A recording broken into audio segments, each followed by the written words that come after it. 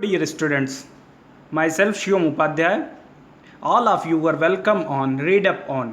Today we are going to discuss current affairs of 8th of August 2020. Current affairs have their importance in all competitive exams, so keep a pen and paper with you. Note down all the important points discussed by me. So let us start. First question, भारतीय प्रतिभूति एवं विनिमय board SEBI के chairman Ajay Tyagi के कार्यकाल को कितने महीने तक बढ़ा दिया गया है? तो इस प्रश्न का जो राइट आंसर होगा वो होगा ऑप्शन नंबर बी, यानी 18 महीने तक। जो सेबी के चेयरमैन हैं अजय त्यागी, इनका कार्यकाल सितंबर में खत्म हो रहा था। केंद्र सरकार ने इनका कार्यकाल फरवरी 2022 तक के लिए बढ़ा दिया है।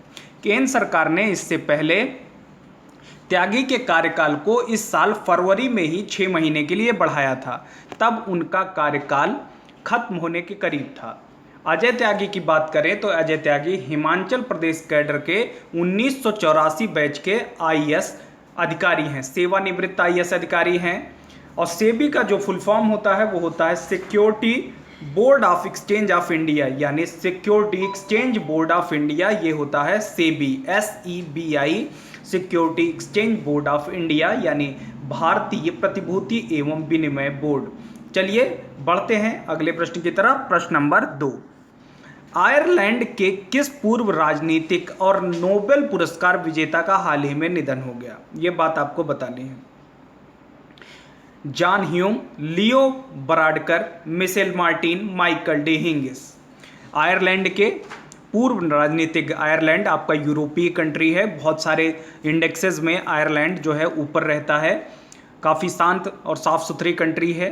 तो आपको ध्यान रखना है कि आयरलैंड के किस पूर्व राजनीतिक नोबेल पुरस्कार को विजेता का हाल ही में निधन हो गया? तो इनका नाम था जॉन ह्यूम। जॉन ह्यूम का निधन हुआ है अभी, वे 83 साल के थे।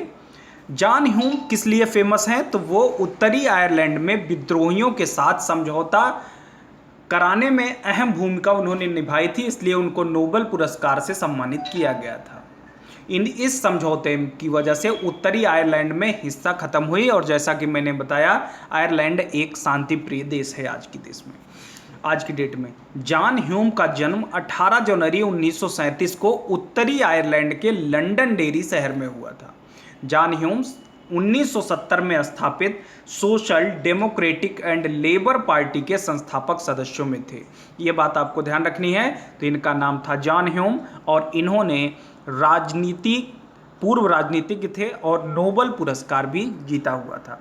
एक बड़ी न्यूज़ है जम्मू कश्मीर से, आप सभी को अब तक पता भी चल गई होगी कि जो गाजीपुर के मनोज सिन्हा हैं, उनको जम्मू कश्मीर के नए उपराज्यपाल के रूप में नियुक्ति मिली है। जो इससे पहले राज्यपाल थे, उनको कार्यभार खत्म करके, उनको इस्तीफा दिला करके इनको नया उपराज्यपाल बनाया गया है। पूर्व केंद्रीय मंत्री मनोज सिन्हा जम्मू कश्मीर के नए उपराज्यपाल बने हैं। मनोज सिन्हा मोदी सरकार में पहले कार्यकाल में रेल राज्य मंत्री भी रह चुके हैं, साफ सुथरी छवि वाले नेता हैं। मनोज सिन्हा को GC मुर्मू की जगह जम्मू कश्मीर के उपराज्यपाल का दायित्व सौंप दिया गया है।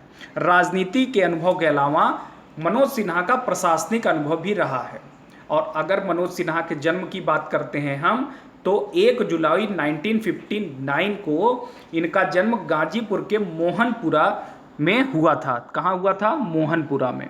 चलिए बढ़ते हैं नेक्स्ट प्रश्न की तरफ।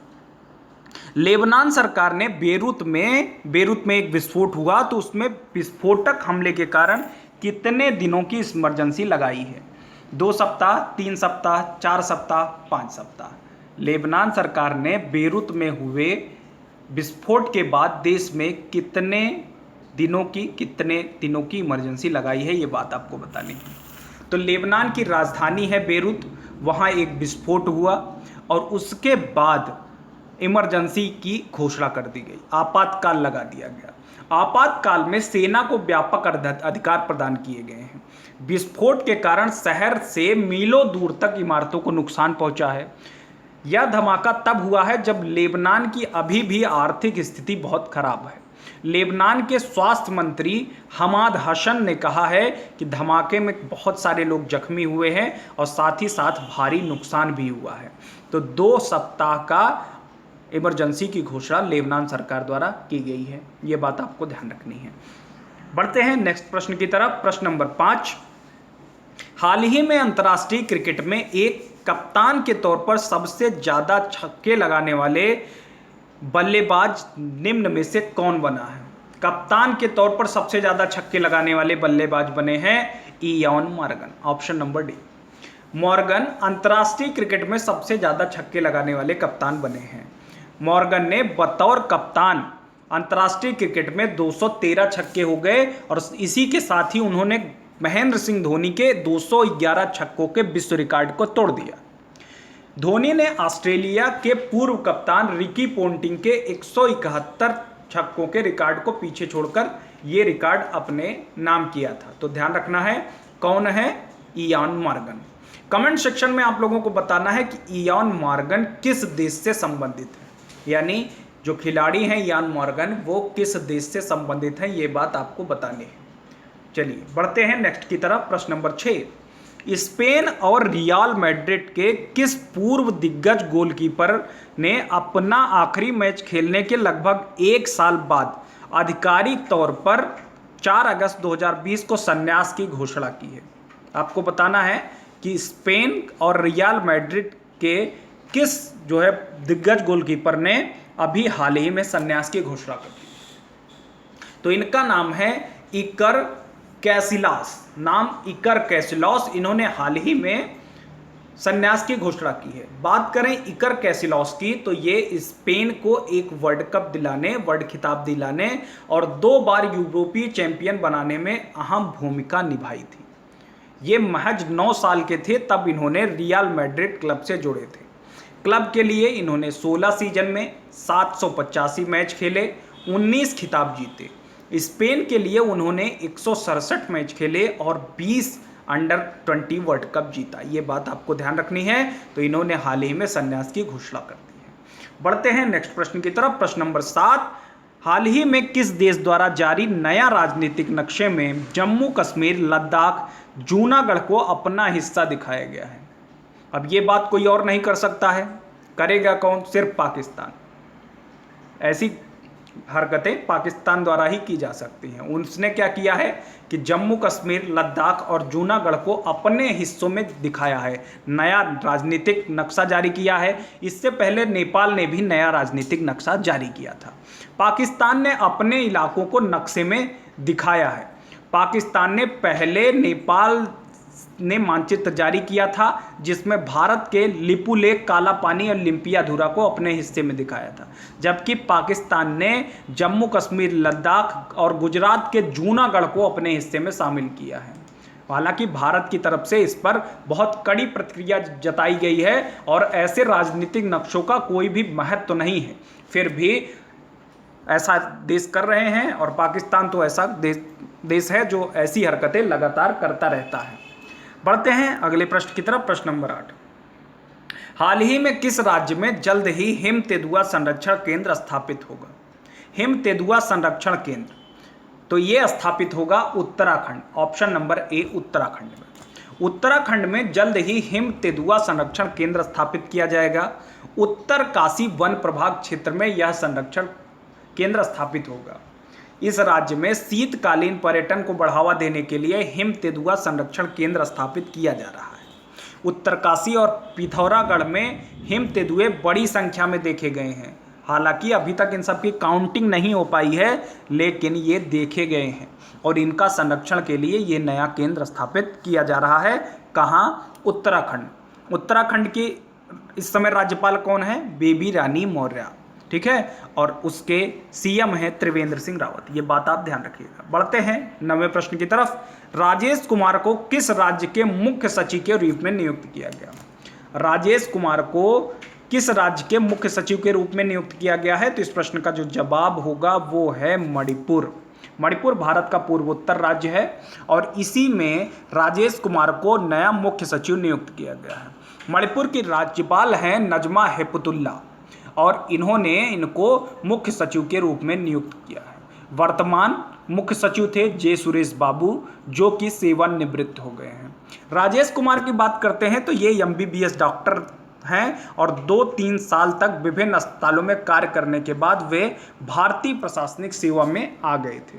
तो इस प्रश्न का सही जवाब है मणिपुर। मणिपुर में इन्हें वित्त सचिव नियुक्त किया गया है।